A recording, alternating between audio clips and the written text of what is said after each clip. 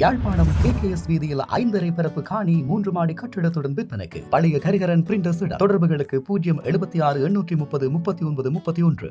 வணக்கம், இது IBC தமிழின் பிரதான செய்திகள். செய்திகளோடு நான் லக்ஷனா யாதவன்.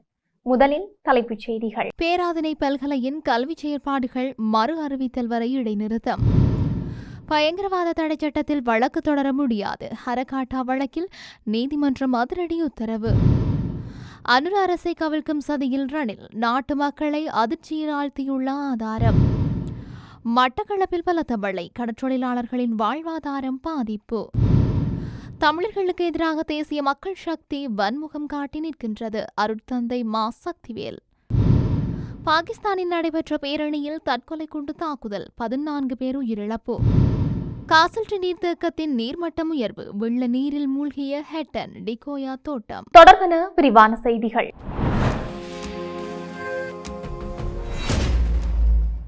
நிலவும் மோசமான வானிலையை கருத்தில் கொண்டு பேராதனை பல்கலைக்கழகத்தின் அனைத்து கல்வி செயற்பாடுகள் மற்றும் பரீட்சைகளும் மறு அறிவிப்பு வரும் வரை தற்காலிகமாக நிறுத்தப்பட்டுள்ளதாக பல்கலைக்கழக நிர்வாகம் அறிவித்துள்ளது. எனினும் பல்கலைக்கழகத்தின் அத்தியாவசிய சேவைகள் வழமையான படி தொடர்ந்து முன்னெடுக்கப்படும் என்று தெரிவிக்கப்பட்டுள்ளது.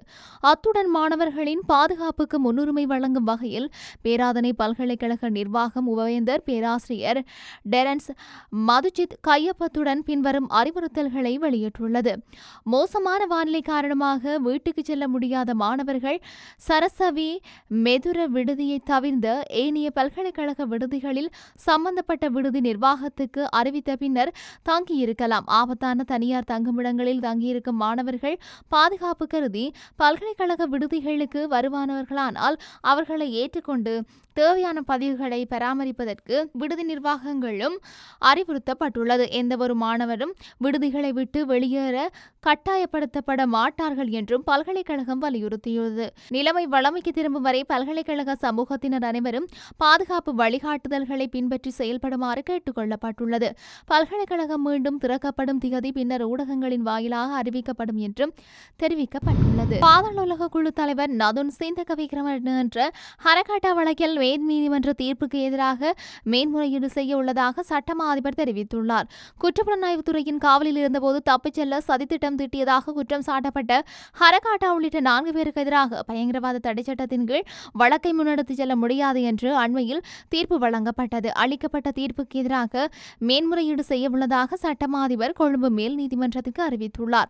கொழும்பு மேல் நீதிமன்ற நீதிபதி புத்திகசி ராகல முன்னிலையில் இந்த வழக்கு விசாரணைக்கு எடுத்துக் கொள்ளப்பட்ட போதே சட்டமா அதிபர் சார்பில் முன்னிலையான அரசு சட்டத்தரணி இந்த அறிவிப்பை செய்துள்ளார். சந்தேக நபர்களின் பிணை மனுக்கள் தொடர்பில் பரிசீலித்த நீதிபதி பிணை வழங்குவது குறித்து தன்னுடைய உத்தரவை ஆகஸ்ட் 20 அன்று அறிவிப்பதாக உத்தரவிட்டார். முன்னதாக சிஐடி காவலில் இருந்தபோது தப்பிச் செல்ல முயன்ற சம்பவம் தொடர்பில் பயங்கரவாத தடை சட்டத்தின் கீழ் தாக்கல் செய்யப்பட்ட குற்றச்சாட்டுகளை தொடர முடியாது என்றும், எனினும் தண்டனை சட்டக்கோவையின் கீழ் வழக்கை முன்னெடுத்துச் செல்வதற்கு எந்தவொரு சட்ட தடையும் இல்லை என்றும் நீதிமன்றம் உத்தரவிட்டிருந்தமை குறிப்பிடத்தக்கது. சமகால அரசாங்கத்தில் நாட்டில் ஏற்படும் பல்வேறு அசம்பாவிதங்களின் பின்னணியில் மறைமுக ஆதிக்க கட்டமைப்பு செயல்படுவதாக குற்றம் சாட்டப்பட்டுள்ளது. இந்த பின்னணி குறித்து இலங்கை போலீசாரை அரசியலிலிருந்து விடுவிப்பதற்கான சர்வதேச அமைப்பின் உறுப்பினரும் ஓய்வு பெற்ற போலீஸ் அதிகாரியுமான அஜித் தர்மபால அம்பலப்படுத்தியுள்ளார். முன்னாள் ஜனாதிபதி ரணில் விக்ரமசிங்க மற்றும் இலங்கை சட்டத்தரணிகள் சங்கத்தின் தலைவர் ரஜி அமரசூரிய உள்ளிட்டோர் கலந்து கொண்ட ரகசிய சந்திப்புகளின் தொடர்பான புகைப்படம் சர்ச்சை ஏற்படுத்தியுள்ளது. இந்த புகைப்படம் மூலம் நாட்டின் மறைமுக ஆதிக்க கட்டமைப்பு குறித்து தகவல்கள் வெளியாகியுள்ளதாக அஜித் தர்மபால சுட்டிக்காட்டினார். சமூக வலைதளங்களில் பரவி வரும் அந்த புகைப்படத்தில் ரணில் விக்ரமசிங்க மதுக்கோப்பையை கையில் வைத்துக் கொண்டும் சிகரெட் புகைத்துக் கொண்டும் இருக்கின்றார். அவருடன் சட்டத்தரணிகள் சங்கத்தின் தலைவர் ராஜ் அமரசூரிய உள்ளிட்ட உயர்தரப்பினர் கலந்துரையாடும் காட்சி பதிவாகியுள்ளது. இந்த சந்திப்பானது சாதாரண பாமர மக்களுக்காக நடத்தப்பட்டது அல்ல. தங்களை சேர்ந்த உயர் வர்க்கத்தினருக்கு ஏதேனும் அழுத்தம் அல்லது அச்சுறுத்தல் ஏற்படும் போது இவ்வாறானதொரு கூட்டத்தினர் உடனடியாக ஒன்றிணைந்து அதை பாதுகாக்கும் நோக்கில் செயல்படும் ஒன்றாகும். மகர மற்றும் நீர்கொழும்பு போன்ற போன்ற சிறைச்சாலைகளில் தொடர்ச்சியாக அரங்கேறும் குழப்பங்கள் மற்றும் அசம்பாவிதங்களுக்கு பின்னால் இந்த மறைமுக ஆதிக்க கட்டமைப்பின் சூழ்ச்சிகள் உள்ளது. அரசாங்கம் இது தொடர்பில் கூடிய கவனம் செலுத்த வேண்டும். சமகால அரசாங்கம் முறையான விசாரணைகளை முன்னெடுத்தாலும் இந்த உயர்மட்ட குழாமினர் தங்களது வர்க்கத்தினரை பாதுகாப்பதாகவும் வர இருக்கும் சட்ட நடவடிக்கைகளில் இருந்து தப்புவதற்காகவும் தொடர்ந்து பல்வேறு முட்டுக்கட்டைகளை போட்டு வருகின்றார்கள். மட்டக்களப்பு மாவட்டத்தில் 47.8 மில்லிமீட்டர் மழை வீழ்ச்சி பதிவாகியுள்ளதாக மாவட்ட வானிலை அவதான நிலையம் தெரிவித்துள்ளது. இதன் காரணமாக மட்டக்களப்பு மாவட்டத்தில் கடற்றொழிலில் ஈடுபடும் கடற்றொழிலாளர்களின் இயல்பு வாழ்க்கையும் பாதிக்கப்பட்டுள்ளது. 2/8/2026 அன்று பிற்பகல் ஏற்பட்டுள்ள தளம்பல் நிலை காரணமாக கடல்சார் தொழிலாளர்கள் தொழிலுக்கு செல்லாத காரணத்தினால் வாழ்வாதாரம் பாதிக்கப்பட்டது. இதேவேளை மட்டக்களப்பு மாவட்ட கரையோர பகுதிகளிலும் கடற்றொழிலாளர்கள் தங்களது மீன்பிடி படகுகளை பாதுகாப்பான இடங்களுக்கு நகர்த்தி வைத்துள்ளதோடு கடற்கரையில் கடலின் நிலைமையை பற்றி அவதானித்த வண்ணம் இருக்கின்றார்கள். எனினும் திங்கட்கிழமை காலை தொடக்கம் மட்டக்களப்பு மாவட்டத்தில் வானிலை மப்பு மந்தாரமாக உள்ளதையும் அவதானிக்க முடிந்திருந்தது. கிறிஸ்தவ ஒத்துழைப்பு இயக்கத்தின் இணைப்பாளர் அருட்தந்தை மா சக்திவேல் தேசிய மக்கள் சக்தி அரசாங்கத்தின் காலத்திலும் தமிழர்களுக்கு எதிரான அரச அடக்குமுறை தொடர்வதாக குற்றம் சாட்டியுள்ளார். முள்ளிவாய்க்கால் நினைவேந்தலில் பங்கேற்றவர்கள் மற்றும் ஏற்பாட்டாளர்களை பயங்கரவாத தடுப்பு பிரிவினர் தொடர்ந்து விசாரணைக்கு அழைப்பது நினைவேந்தல் சுதந்திரத்தை மீறும் செயல் என்று அவர் தெரிவித்தார். 2010 முதல் தெற்கில் முள்ளிவாய்க்கால் நினைவேந்தலை நடத்தி வரும் தங்கள் அமைப்பின் உறுப்பினர்களும் கடந்த ஆண்டு விசாரணைக்குட்படுத்தப்பட்டதாகவும் அவர் குறிப்பிட்டிருந்தார். மேலும் எழுத்தாளர்கள், ஊடகவியலாளர்கள் மற்றும் சமூக செயற்பாட்டாளர்களை விசாரணைக்கு அழைப்பது அச்சுறுத்தல் நடவடிக்கையாகும் என்றும் இதனை நிறுத்தி ஜனநாயக உரிமைகள் பாதுகாக்கப்பட வேண்டும் என்றும் அவர் வலியுறுத்தினார். பாகிஸ்தானின் கைபர் பக்துன்வா மாகாணத்தில் ஸ்வாட் மாவட்டத்தில் உள்ள காஃபல் நகரில் 2ஆம் தேதி ஞாயிற்றுக்கிழமை நடைபெற்ற அமைதி பேரணியில் தற்கொலை குண்டு தாக்குதல் நடத்தப்பட்டதில் 14 பேர் உயிரிழந்ததாக அந்த நாட்டு ஊடகங்கள் தெரிவிக்கின்றன.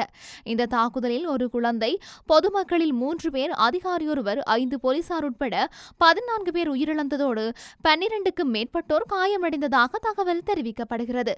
குறித்த பகுதியில் அமைதி நிலவ வேண்டும் என்பதை வலியுறுத்தி போலீசாரின் அசமந்த போக்கை கண்டித்து இந்த பேரணி நடத்தப்பட்டது. இதுவரை இந்த தாக்குதலுக்கு எந்த ஒரு குழுவோ அல்லது நபரோ பொறுப்பேற்காத நிலையில் அங்கு போலீசார் தீவிர விசாரணைகளில் ஈடுபட்டு வருகின்றார்கள். மத்திய மலைநாட்டில் பெய்து வரும் தொடர் கடும் மழை காரணமாக ஹட்டன் டிகோயாவில் பல குடியிருப்புகள் மற்றும் தாழ்நில பகுதிகளில் வெள்ளத்தில் மூழ்கியுள்ளன. ஹட்டனில் இருந்து காசல் நீர் தேக்கத்திற்கு பாயும் டிகோயா கால்வாய் பெருக்கெடுத்து ஓடியதன் காரணமாக 3ஆம் தேதி இந்த வெள்ள அபாயம் ஏற்பட்டதாக தெரிவிக்கப்படுகின்றது. கால்வாயின் இருபுறமும் உள்ள பல வீடுகளும் ஒரு வாகனம் திருத்த நிலையமும் நீரில் மூழ்கியுள்ளது. 2013ஆம் ஆண்டிலும் டிகோயா கால்வாய் பெருக்கெடுத்து ஓடியதன் காரணமாக இதேபோன்ற ஒரு பேரழிவு ஏற்பட்டதாகவும் மீண்டும் டிகோயா கால்வாய் பெருக்கெடுத்து ஓடுவதால் தங்களது வீடுகள் நீரில் மூழ்கியதாகவும் அந்த பகுதி மக்கள் கவலை வெளியிட்டார்கள். இதற்கிடையில் மகாவலியாறு பெருக்கெடுத்து ஓடியதன் காரணமாக நாவலப்பிட்டிய பகுதியில் உள்ள ஒரு சுற்றுலா விடுதி நீரில் மூழ்கியதாகவும் தெரிவிக்கப்பட்டுள்ளது. செய்திகளின் நிறைவாக மீண்டும் தலைப்புச் செய்திகள். பேராதனை பல்கலையின் கல்வி செயற்பாடுகள் மறு அறிவித்தல் வரை இடைநிறுத்தம். பயங்கரவாத தடை சட்டத்தில் வழக்கு தொடர முடியாது. ஹரகாட்டா வழக்கில் நீதிமன்றம் அதிரடி உத்தரவு. அனுர அரசை கவிழ்க்கும் சதியில் ரணில் நாட்டு மக்களை அதிர்ச்சியில் ஆழ்த்தியுள்ள ஆதாரம். மட்டக்களப்பில் பலத்த மழை, கடற்றொழிலாளர்களின் வாழ்வாதாரம் பாதிப்பு. தமிழர்களுக்கு எதிராக தேசிய மக்கள் சக்தி வன்முகம் காட்டி நிற்கின்றது. அருட்தந்தை மா சக்திவேல். பாகிஸ்தானில் நடைபெற்ற பேரணியில் தற்கொலை குண்டு தாக்குதல், 14 பேர் உயிரிழப்பு. காசல்டி நீர்த்தேக்கத்தின் நீர்மட்டம் உயர்வு, வெள்ள நீரில் மூழ்கிய ஹட்டன் டிகோயா தோட்டம். இத்துடன் ஐபிசி தமிழின் பிரதான செய்திகள் நிறைவு பெற்றன. செய்திகளை உடனுக்குடன் அறிந்து கொள்ள ஐபிசி தமிழ் என்ற எமது யூடியூப் பக்கத்தினூடாக இணைந்திருங்கள். வணக்கம். யாழ்ப்பாணம் KKS வீதியில் 5.5 பரப்பு காணி 3 மாடி கட்டிடத்துடன் விற்பனைக்கு. பழைய கரிகரன் பிரிண்டர்ஸ் தொடர்புகளுக்கு 076 830 39 31.